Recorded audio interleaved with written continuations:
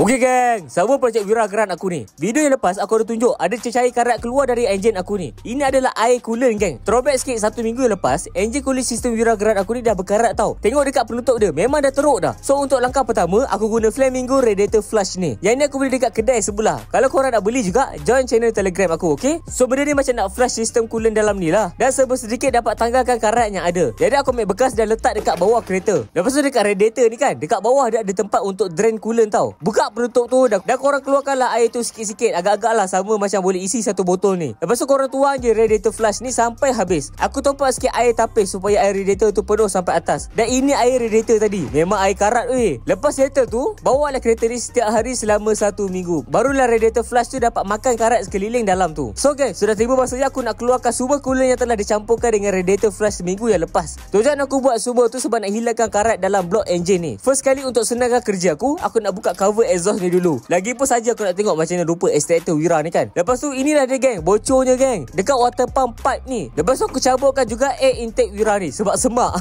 So geng, tengok ni weh, dah kering dah. Sebab bocor dekat water pump pipe ni. Tapi beberapa hari yang lepas aku dah tengok air dalam radiator ni macam jernih sikit lah. So jom kita buang semua air karat dalam sistem air ni. First aku buka penutup dekat bawah radiator ni macam biasa. Keluarkan radiator tu sampai dia bagi dia slow sikit. Lepas tu dekat blok engine ni kan, ada satu bolt untuk drain coolant dalam blok. Saiz dia saiz 14. So aku guna batang panjang dulu sebab rasa mesti ketat ni. Lepas tu ruang dia agak sempit sikit kan. Jadi kena guna soket jenis panjang macam ni. Dah barulah boleh buka macam biasa. So kasih cabut bolt tu dan itu dia geng. Coolant dalam blok engine dah keluar. Tengok tu dah macam air terjun dah. So inilah bolt drain tadi tu. Macam mana nak tahu Flamingo radiator flush tu berkesan? Ini dia geng. Air tu jadi warna hitam geng.